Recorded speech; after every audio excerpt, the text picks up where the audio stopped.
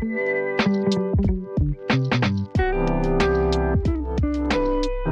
afternoon. It's Louise Barabee from nabs, welcoming you today to Shannon's session for us. I have my best dollar store gear on.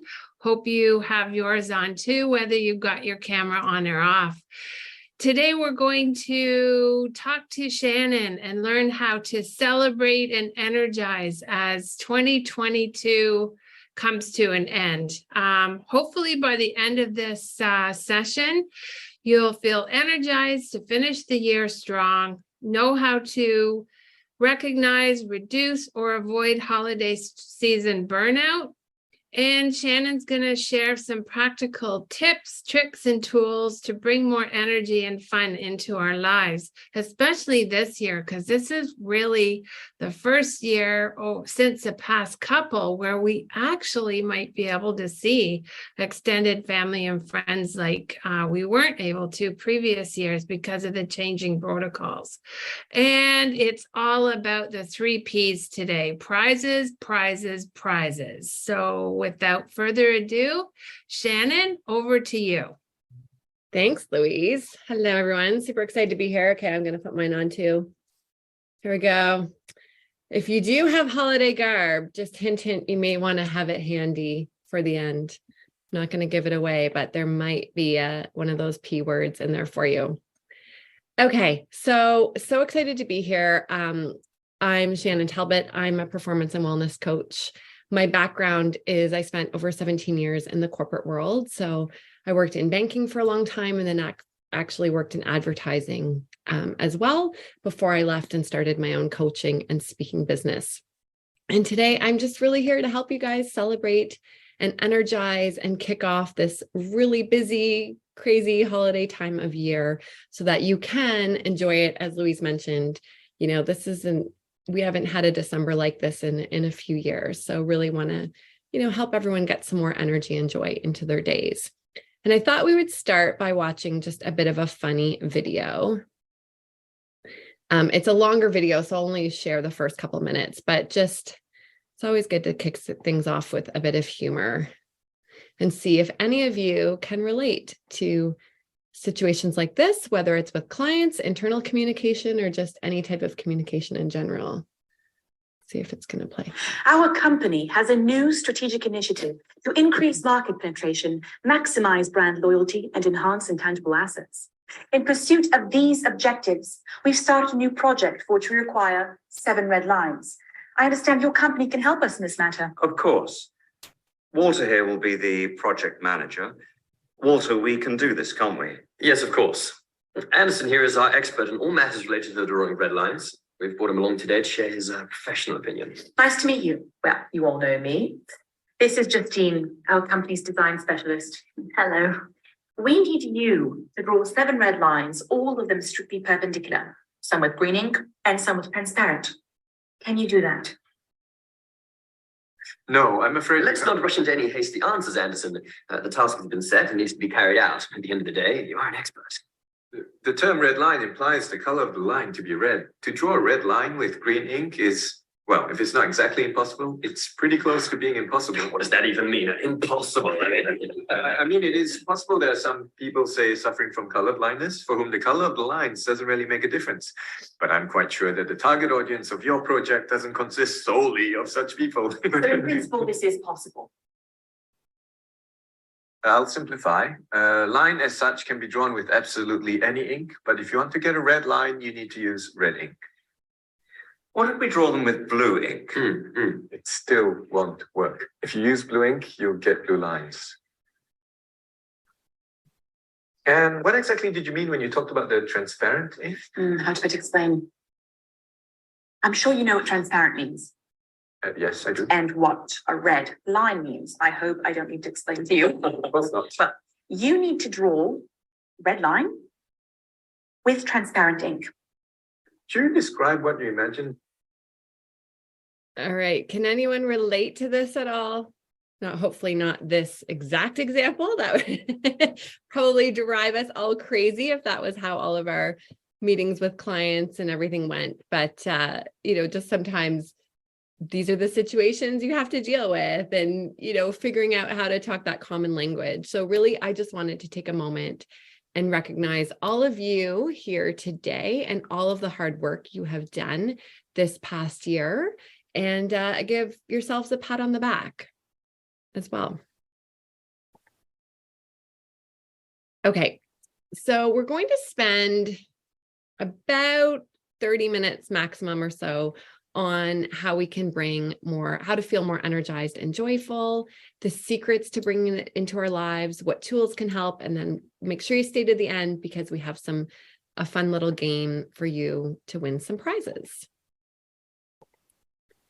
Okay, first, I would love to hear if everyone can go to the chat, and I would love to hear, how are you feeling today? Scale of 10, 10, you're on top of the world, you're just loving life.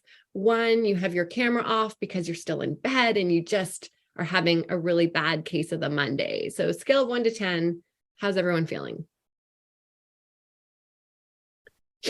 Okay. Wow, people are feeling pretty good. So I want a little bit of stressed out and stuff. Okay. Love it. All right. Now, next question. How many of you, 7.34, that is very exact. You work in finance, Kuldeep. That's very precise. Next question. How many of you actually checked in? How many of you took a second and thought, oh yeah, you know what? I'm feeling pretty good today. Versus how many of you did what I call the autopilot response, the 7, I'm great, good, thanks. Because one of the first steps to being able to gauge our energy and increase it is to know where we're at. And so often we just do our autopilot response that, yeah, I'm good, I'm a 7. So the first step is really to take a moment and checking in. All right, so why is energy important? So although, yes, things have opened up, this December is looking better than past Decembers, but Canadian adults, we are stressed, we are exhausted, and we are anxious. And there's a lot going on in the world right now, right?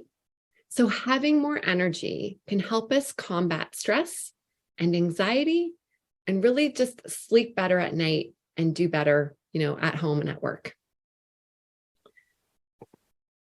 And right now, the 2022 Financial Stress Index reveals that 38% of Canadians say money is their biggest concern right now. So that's almost double the other concerns, which are personal health, work, and relationships. So lots of concerns out there around money and finances right now. Okay, next question. Who wants to predict what Harvard found as the key to happiness in one of the longest running studies they've ever done, which spans over 70 years? Who wants to predict what they found as the key to happiness? You can put it in the chat. Being present, fulfillment, health.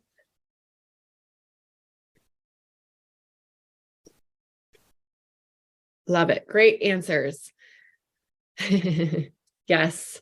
So Harvard, actually, what the study showed were that relationships were the key to happiness. Sorry, not success, relationships. And it didn't necessarily mean romantic relationships, yeah, Kathy, but it just meant having strong, healthy relationships with others was that number one success factor when it came to happiness.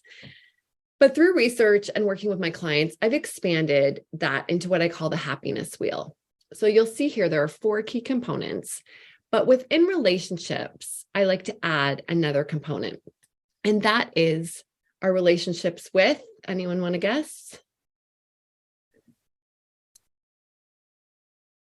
The person, ourselves. Yes, Ashley and John, you got it. So relationships with ourselves are super important because unfortunately, as much as we would love to, we cannot get away from ourselves. We are with ourselves 24/7.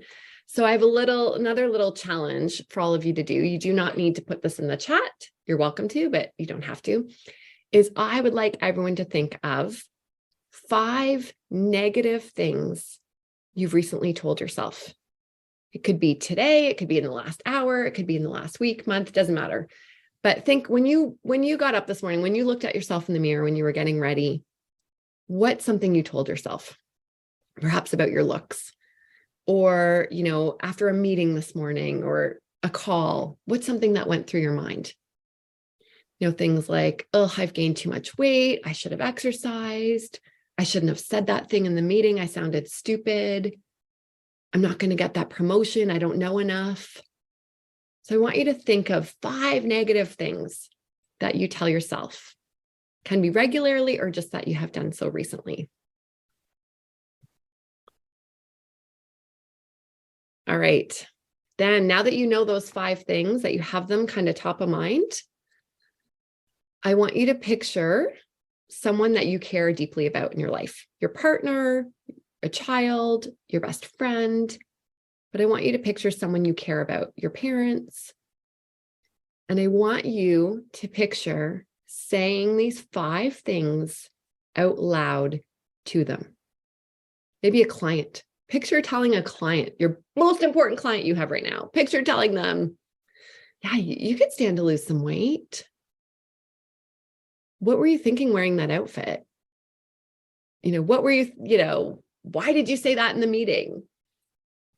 If you said these things to someone you care about or a client, that's not going to make you look very good, is it?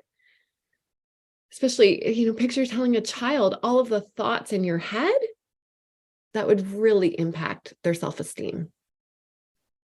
So tip number 1 here on the relationships piece, especially as you head into December and you might be out seeing people more often, dressing up a little bit more. I want you to remind yourself to be kind to yourself. And for every negative thing, I want you to try and offset it with a positive thing. Tell yourself something you do like about yourself or something you're good at. Remind yourself of those strengths because you all have them. Okay, the second piece, which I know some of you guessed too, is fulfillment. So fulfillment here is feeling a sense of purpose, and that can be found at work. It can be found at home. It can be found through volunteering. It can just, just feeling good, feeling like you're doing some good in the world. And everyone's definition of this is different, and that is totally okay. But it's having that sense of purpose, kind of having a sense of the why you do the things you do. And then the next piece, put that back on after, the next piece is health. So the Global Wellness Institute defines well-being as 3 parts: physical well-being, mental well-being, and emotional well-being. So physical well-being is looking after our bodies, and we do that through sleep, eating well, and exercise. Okay, then we have our mental well-being, which is mental stimulation, it's learning, it's being creative, all of those things that go along with mental stimulation. We have emotional well-being. Anyone want to guess what the definition, no Googling, what the definition of emotional well-being is? Anyone want to put that in the chat?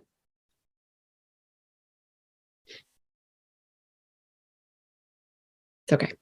It's a new one. So emotional well-being, I find we don't talk about enough yet. And emotional well-being, being emotionally balanced. Yeah. It's what it isn't being positive all the time. It isn't thinking we have to be happy and we have to be positive and we have to look on the bright side. That is not emotional well-being. Emotional well-being is actually just having awareness of how we're feeling and understanding where those feelings might be coming from. So it's awareness of our emotions and feelings.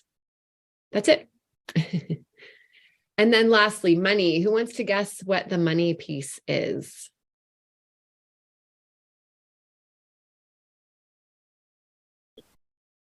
If I ask my kids what makes somebody happy, they'll say to be rich and be famous YouTubers. Financial stability. Yes, you nailed it. So unfortunately, it is not, or fortunately, I should say, it is not what a lot of the young generation are thinking right now, which is, oh, I want to be rich and I want to be famous. No, it is exactly this. It's financial stability, financial freedom, and it's not, having all of that stress of where your next dollar is coming from or how you're going to pay your bills at the end of the month. All right. So looking at this, before we move on, we're going to get into how to get more energy and joy in our lives. But before we do, I'd love each of you to just think, if you had to pick one area from this wheel, looking ahead, say at 2023, that you want to work on, what might that area be? And just, make a mental note or write it down.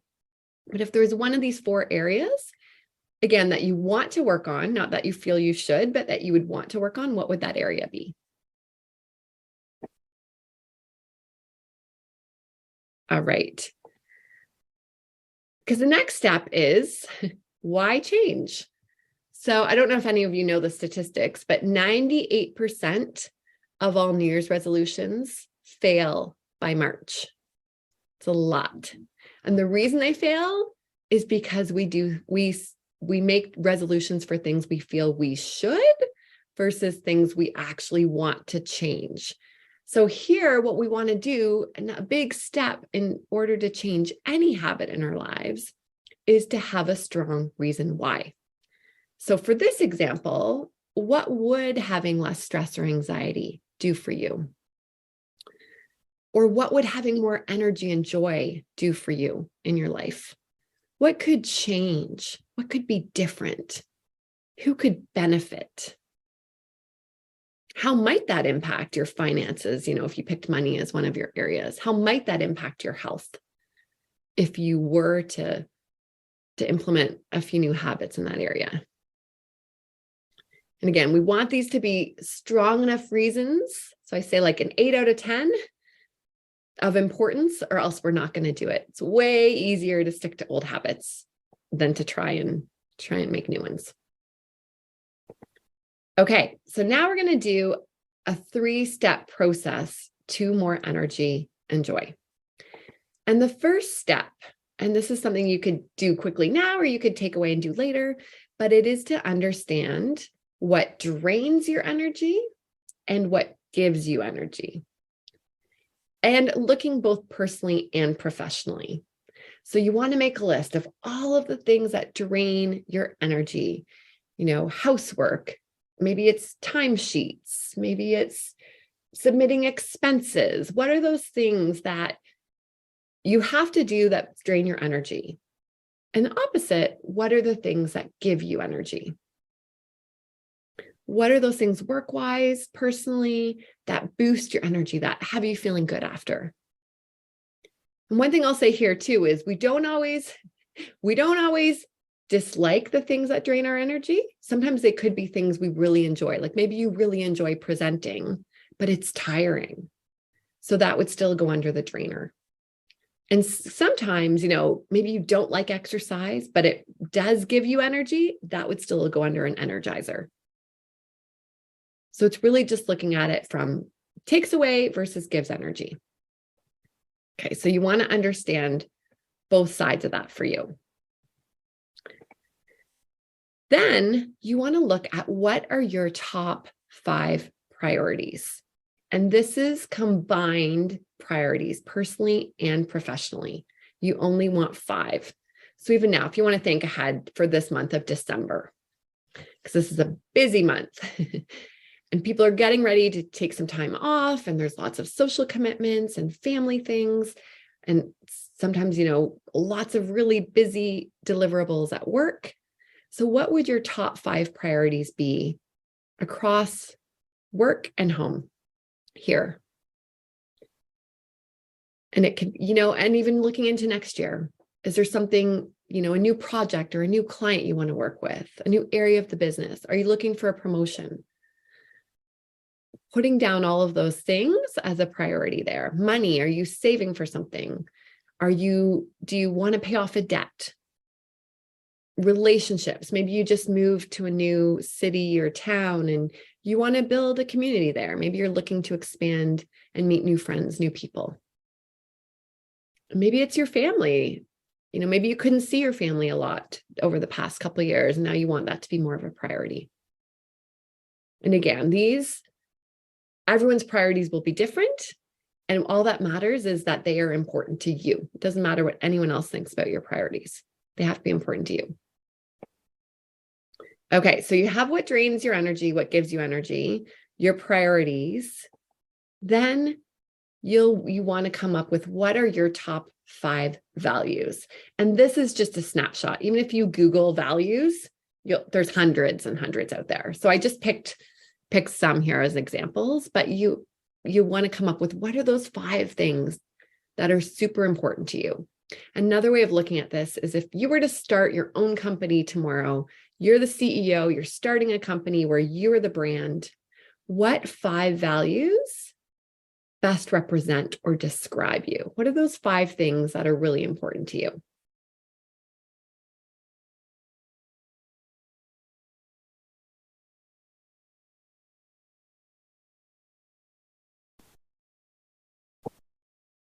Okay. And then you want to bring it all together. There's a lot of work I do with my clients is this.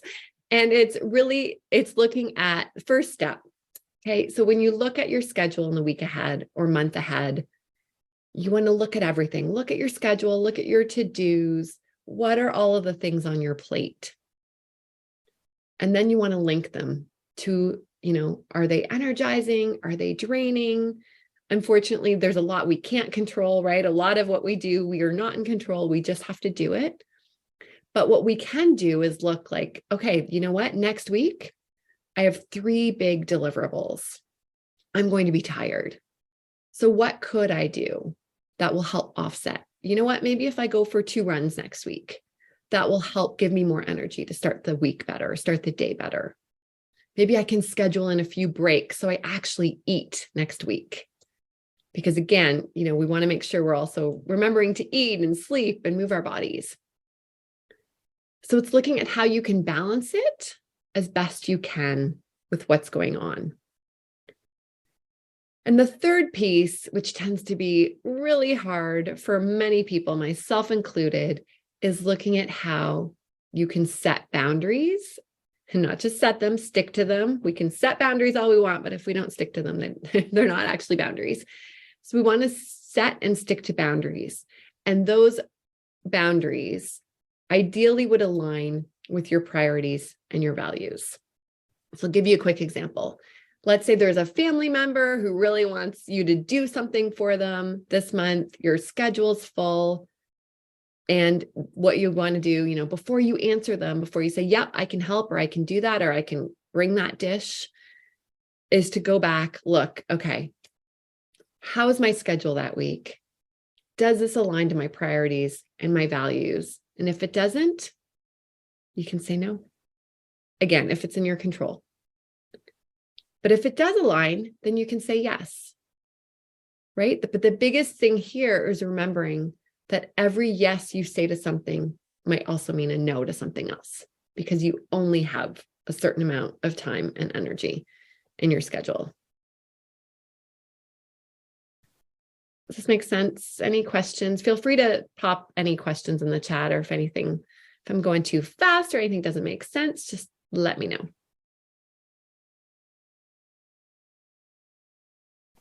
And then I really like this quote by Jim Lohr that energy, not time, is our most precious resource.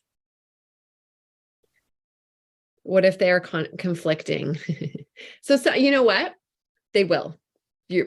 Unfortunately, sometimes these things will conflict. And then it comes down to trying to make the best choice possible. Everything comes down to a choice. And it's seeing, is there one choice that maybe aligns a little bit better than the other choice? But sometimes, unfortunately, too, we aren't in a position where we can say no, especially work-wise. Sometimes we can't say no. So it's really just finding a way to, when we do have to make a yes, to, okay, how can I maybe offset that drain or that time with, something that energizes me or brings me more joy? What can I look at doing? Okay. Then for the secrets to taking action, because we all technically know what to do. We all know we should be good at setting boundaries and saying no more and things like that, but it's really hard to do it. And the first step here is to actually strengthen our physical well-being. And this is key when it comes to burnout, when it comes to more energy and joy, when it comes to just excelling at our jobs, everything kind of comes back to our physical well-being. And this is the foundation for all that we do. There's a really, really great documentary on Netflix right now that Jonah Hill did with his therapist, Dr. Stutz. And they talk about how by sleeping, eating, and moving our bodies better, we can actually feel 85% better. So mentally and emotionally, we can feel 85% better just by looking after our bodies. So it's huge. But again, we need good reasons why. So for my example, 10 years, I'm going to exercise 3 times a week. Every year for 10 years, I put that. And that I was also going to bring my lunch to work. No, I didn't do it once. I didn't exercise. I didn't bring my lunch because I didn't see a connection and I didn't see a good enough reason to do it. Because in my case, it was not money, it was time. So that was time away from my family or time away from work that I didn't have. I didn't necessarily make the connection that by looking after ourselves, we can actually be better mentally and emotionally and just better manage stress and anxiety and all the stuff that comes with it. Okay, the second piece, and this is a big one when it comes to protecting our energy, is focusing on what is in our control. So what's in our control? Our attitude, our habits, our boundaries, our choices, our expectations, not of others. Well, kind of, whether or not other people meet them is different, but behavior, our priorities, and our values. Okay, these things are things we can control. What we can't control are other people's behaviors, other people's motivations, the economy, the past, the future, other people's feelings, our team, our family, illness, and the news. So the more we can focus on what's in the orange circle, the more we can conserve our energy. I like to call this one the secret ingredient to any type of habit change. And this is understanding what our beliefs are. Our beliefs, our excuses, our fears form the foundation for all of our experiences, which inform what actions we take and the results we get. So some examples here: beliefs. I don't have time. I don't know how. I'm not good at that. I don't have the energy. Oh my gosh, for years I said I didn't have the energy to look after myself. It's like, hello. It was such a silly thing to say, but I said it all the time, not thinking, oh, maybe by prioritizing my well-being, I can then have energy.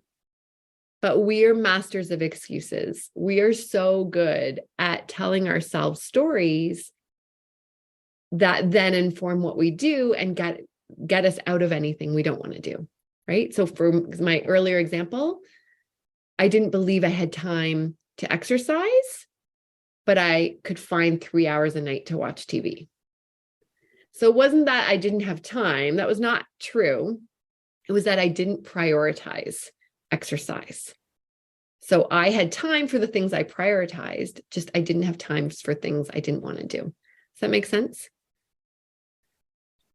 So this is a big obstacle that we need to be able to uncover, identify, be honest with ourselves. What are those things we tell ourselves, those stories?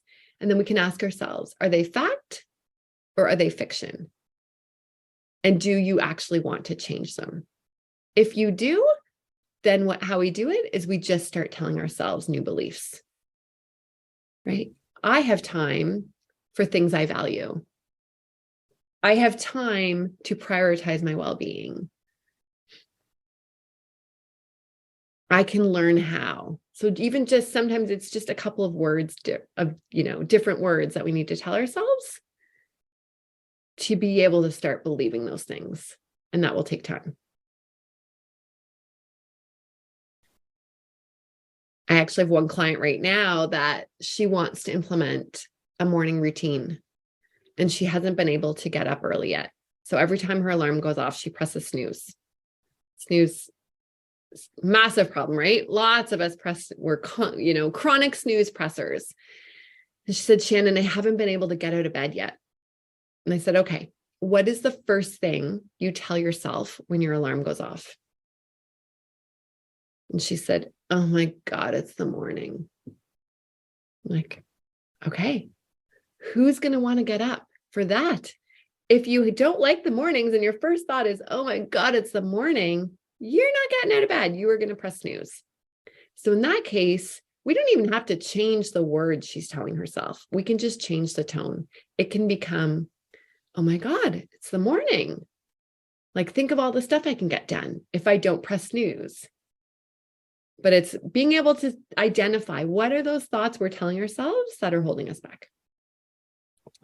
All right. And then to pull it all together, this is the habit loop by Charles Duhigg. And he identifies there's 3 parts to any habit. So the first part is our cue. So it's something that signals your brain.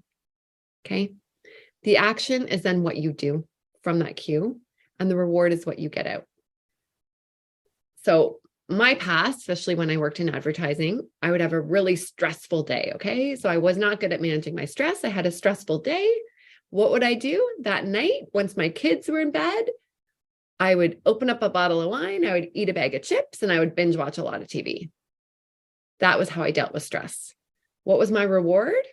Oh, it felt so good in the moment. I could forget about my day. I could numb my feelings. I could just get lost kind of in my TV show. But how would I feel the next day when I woke up after pressing snooze probably 4 times? I would feel groggy and grumpy and then guilty. I like to say my 3 G's.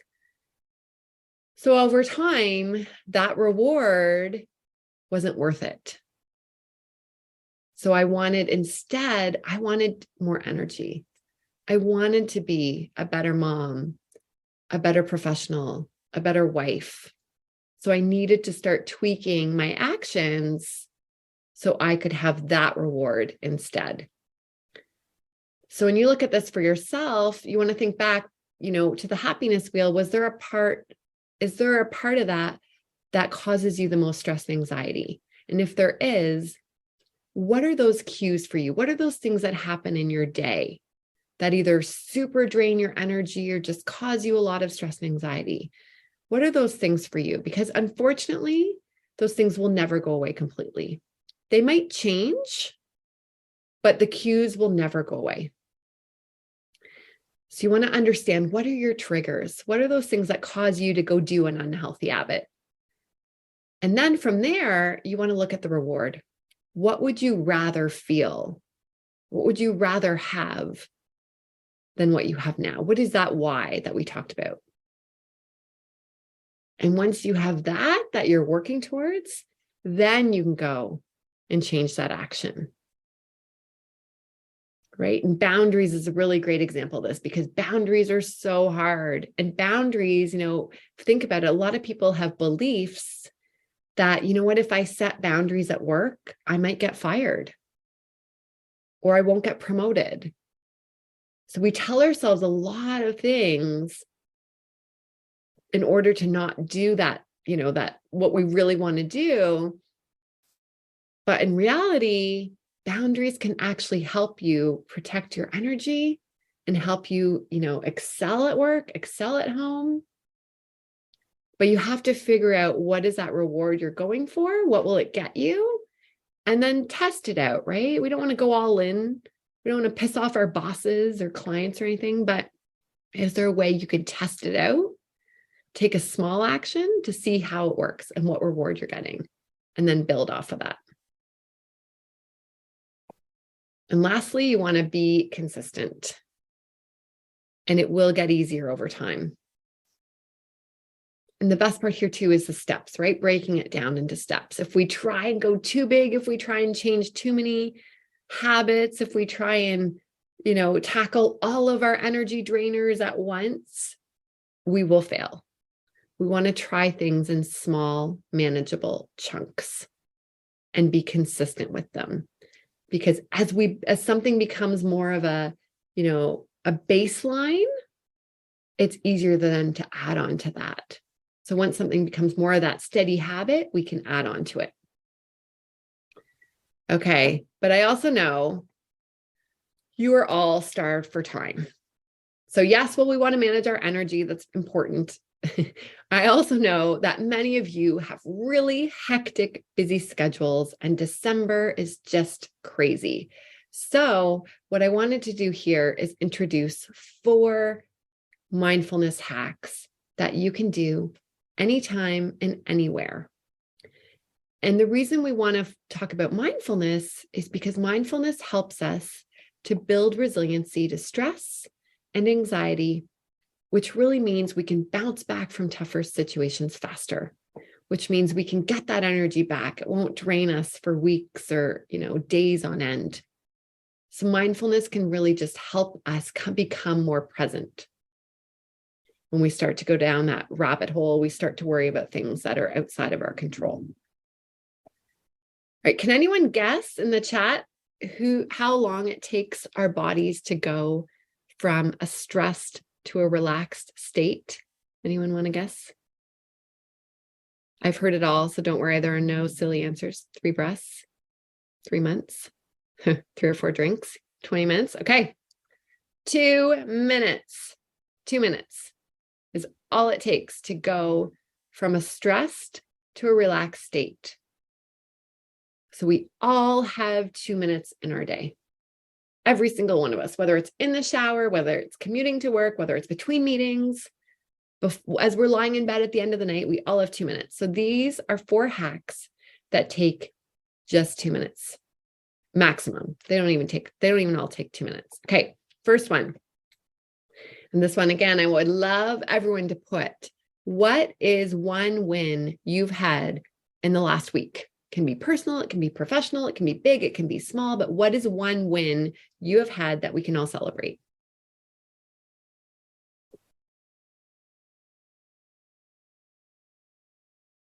If you don't feel comfortable putting it in the chat, that is totally okay too. Just make a note of it or think about it.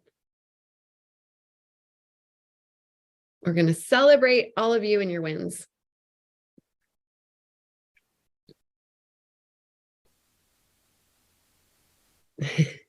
Love it. These are amazing. So good.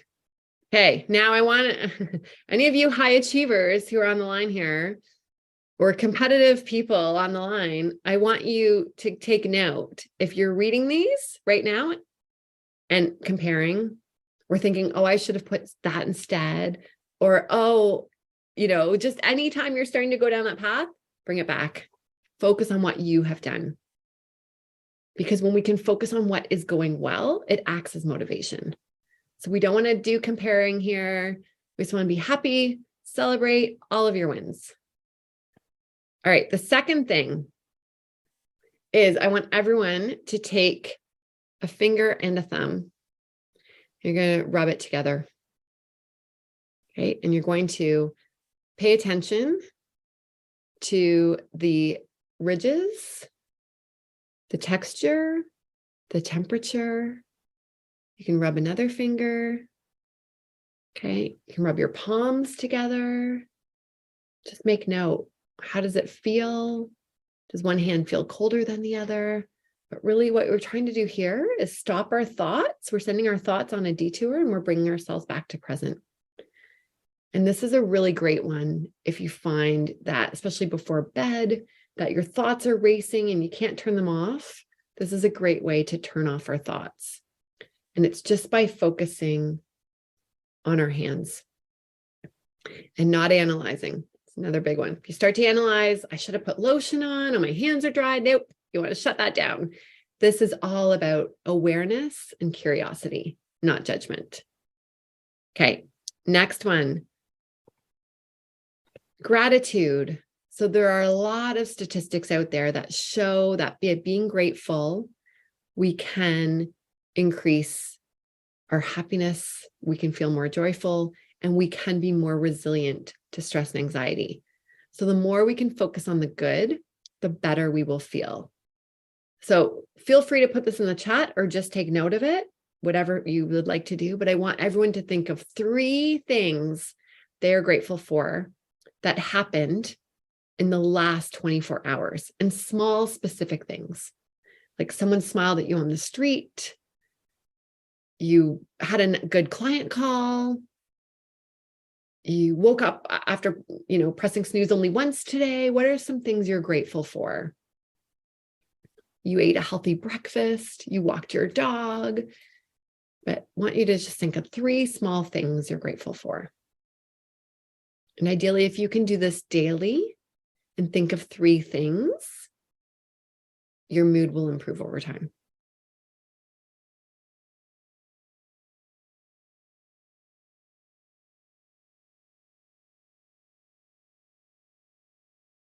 Love it. Okay, and last one before we do the fun part is breathing. So you can feel free to turn your camera off if you want, but we're going to do a quick little breathing exercise here. And I'm going to have everyone close their eyes. And I want you to take a nice deep breath in through your nose. Hold at the top for a few seconds. And then breathe slowly out through your mouth. So you want the exhale to last a little bit longer than the inhale. So you'll breathe in, hold at the top, and breathe slowly out through the mouth. And I want you to keep that breath cycling. And as you're doing that, I want you to notice where you're holding any tension. Bring those shoulders, soften your shoulders, unclench your jaw, your forehead, your hands. As you're breathing in, I want you to breathe in fresh opportunity, a new week, new ideas. As you breathe out, I want you to breathe out any negativity, any doubt, any stress. Just breathing in, you're focusing on the good, and you're breathing out the bad. I'll have you take a couple more cycles without me talking.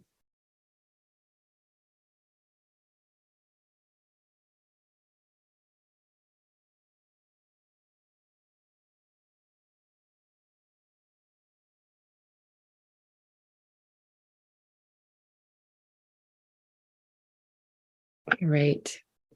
When you're ready, you can open your eyes, come back. Love it. Thank you. How's everyone feeling?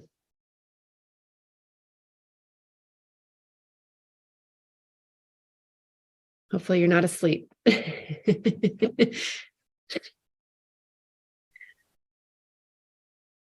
All right. And then the last question for all of you before we kick off the game is, I would love everyone to share in the chat. What do you do for fun?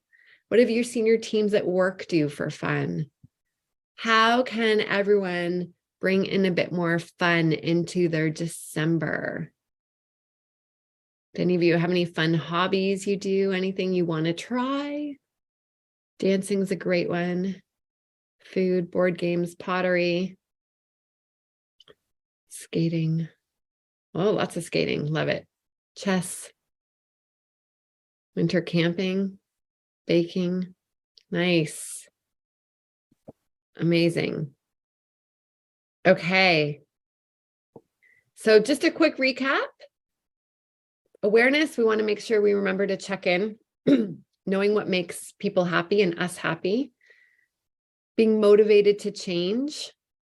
The want, I want to versus I feel I should. We want to get rid of the shoulds. Looking at what gives us energy versus what takes it away. Then aligning our time and our to-dos with that energy and our priorities and our values. And the secrets to optimize our energy, or to remember our physical well-being, that sleep, exercise, moving our bodies, what's in our control, what are our beliefs, and how can we update our habit loops.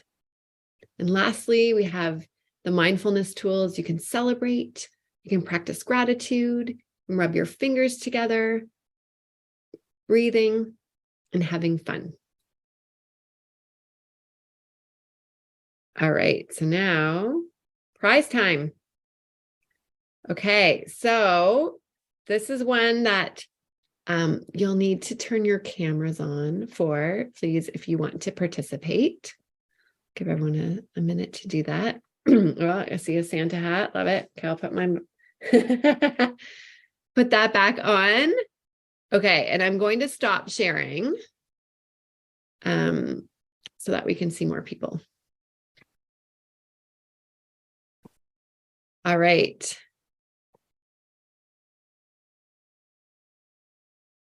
So first prize is for best holiday garb. And Louise is going to take note of the winners. If you can send Louise your email address, it'll be, the prizes are for a $25 gift card that you can pick the gift card of your choosing. There'll be a link. So Louise will need your email addresses. All right, so I'm seeing John and Teresa and Kathy. Am I missing anyone who's wearing holiday gear? Okay, you know what? Kathy's got it all. She's got 2. So we're going to go with the number. Congrats, Kathy. Got the sweater and the hat. Love it. All right, next is going to be, and you guys can unmute for this, is going to be a bit of a, oh, sorry, I see Marita, you have a sweater on too. Love it. Love it. Very nice.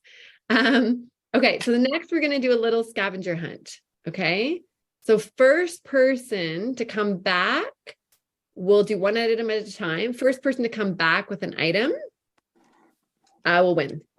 Okay, so you'll kind of have to probably make a noise so that we can see you all. Okay, so first item is a homemade ornament. Oh, You might need to call out so we can. Watch. A watch? Yeah. Is that, oh, that's an ornament? Is it? Yeah. Ornament.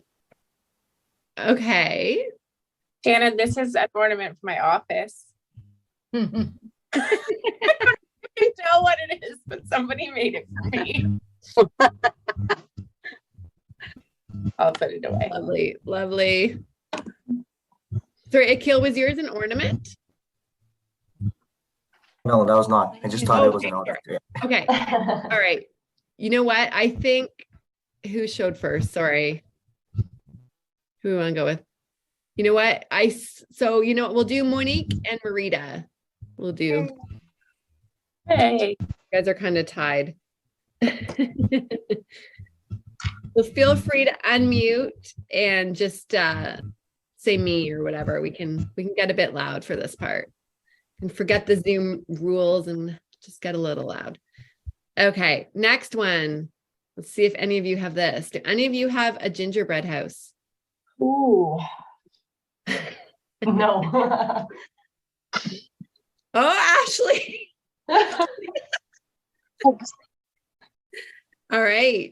Counts. It's not actually built. You know, I don't think there's anyone with a built one, so you take it. You take it. All right. And your dog with the dog. It's cute. Okay, next one. I have a pin of a gingerbread house. Cute. That's a close second. Okay, anyone have mistletoe? No, it's a long shot. Thought I'd do a long shot one. Anybody? It's COVID, for heaven's sake. Good point. A wrapped present. Anyone have a wrapped present near them? Yes. Oh, who said yes? No. Oh, Okay, Ashley and Marita. It's okay. Okay, so we've given out 6. We're gonna do one last prize, okay? So anyone have a snow globe? If you've already won, we'll try and give someone else a chance here. Alex, the snow globe. Snow globe. Anyone have a snow globe? Nicole, maybe? I see Nicole's gone. Maria's gone.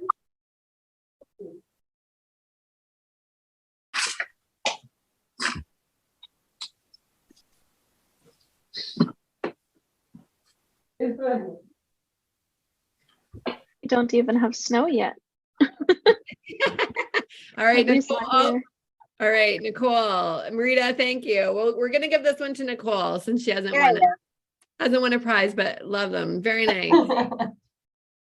All right. Thank you so much. If anyone has questions, I'm happy to stay back for a few minutes, but thank you to Louise and Nabs for having me on, and all of you for your engagement. And we'll get you the link to pick out your gift cards, and really just wish you an energetic and joyful holiday